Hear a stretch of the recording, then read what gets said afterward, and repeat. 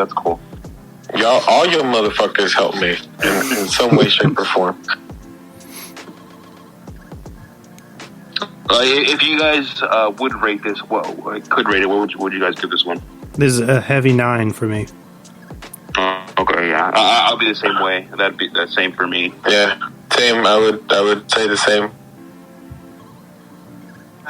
Yeah, I'll go with a 9.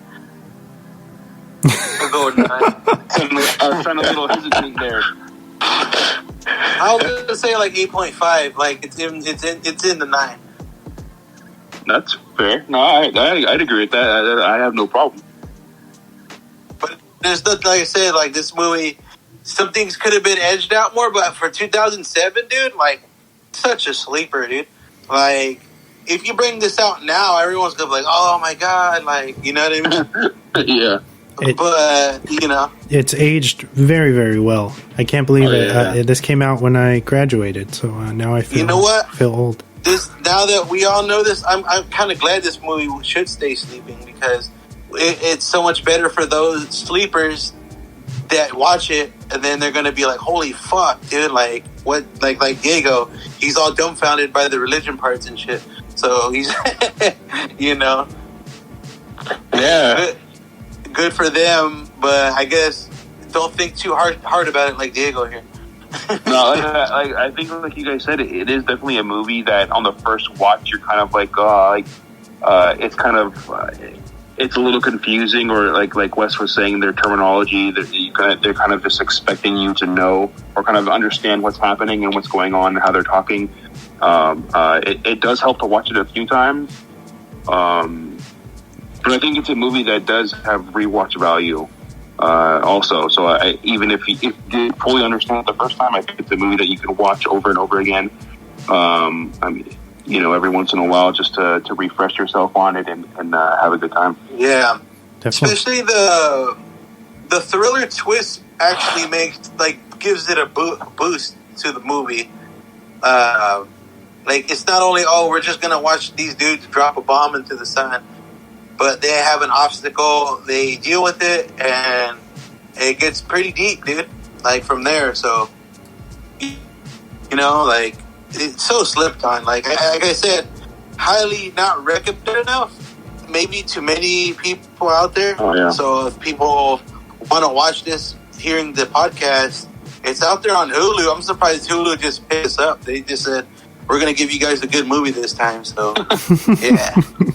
I feel like, I don't know. I mean, Hulu's good, but like, why don't they get more stuff like this? I mean, I think it's because there's not many movies like Sunshine, maybe Gravity, Interstellar, but that's far in between, I think.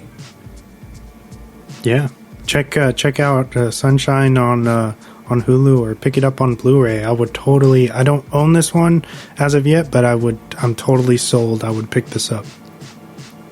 Oh, imagine on Blu-ray, dude. That would be fucking... Yeah. That'd be a good one. Like, fucking blow up my TV when the sun first shows up. I have to turn the brightness down. Put on sunglasses. Lower my graphics down. Yeah, be like, what's his name? The therapist, when he turns when he turns into like 3.5 or whatever. Yeah, you can't go past 004 or something like that, and he does it. Like, that was nuts, dude. I'm like, why aren't these motherfuckers blind? I was just so like weirded out by that, and they're just using like chill ass sunglasses, like cop ones. And shit. Yeah, I was like, what Aviators. Yep. You guys want to hear some facts? Yeah. You want? Let's bust them out, dude. Swan facts. All right, Swan facts. Here we go. So multiple sounds were actually recorded in real space and were incorporated in the film. So maybe that's why they sell it so well. NASA was there. Danny Boyle has stated some of his influences behind the film were 2001: A Space Odyssey, which is obviously Stanley Kubrick, and the original Alien. I could totally see that influence. Oh yeah. The film actually takes place in the year 2057. The crew were made to read literature and watch various films having to do with space. The script had an estimated 35 drafts before it was completed. Holy crap, that's crazy. Yeah, because when I was so weirded out because I was like, what material are they fucking using to get that close? And I think, what's the actor, Hiroyuki Sanada? He calls it fissile material.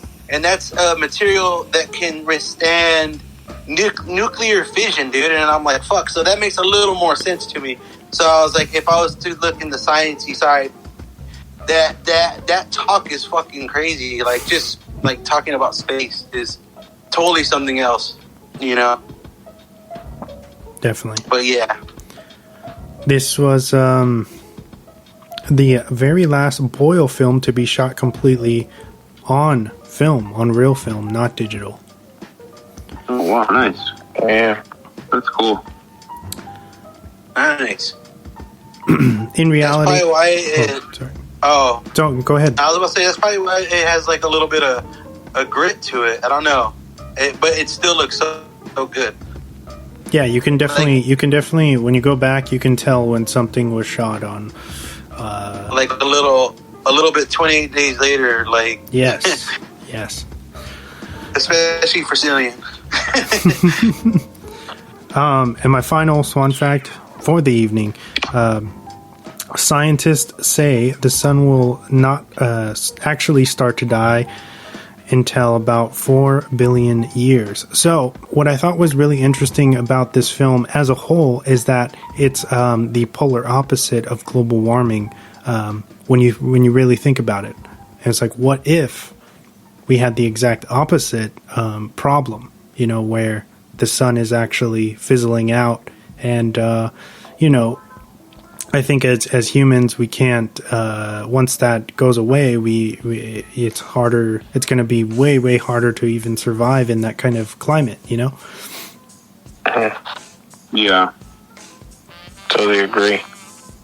So, like, going back to what you guys were saying, this is firing on so many cylinders, and like Tiny said, it really has you questioning your existence in a lot of ways. So it's really fucking brilliant when you break it down and you kind of psychoanalyze it a bit more, which is why if you do like this film and you haven't seen it in a long time and you actually, you know, listened into the final moments of this episode, check it out, rewatch it.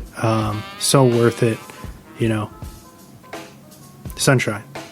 Great pick, James. Yeah. Great pick. Thank you. Yeah, it's awesome. Yeah, man. Is that our last fact? It was, right? Yep. Well, so, what are we doing next week? So I believe it cycles back to me, and we're coming up on Black History Month. So I thought I would pick kind of an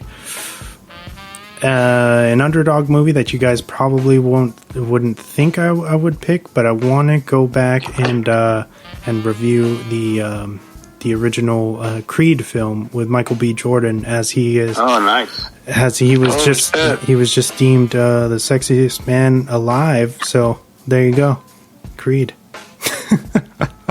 There you go. Damn, I haven't seen Creed in a minute, so man. this would be no. It's crazy that he's actually going to be directing the third film.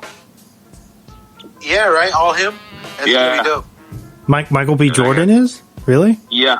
Yeah. And I guess Sylvester Stallone told him not to do it. Like let it die, basically. Like let the 1 and 2 are great. Don't go any further.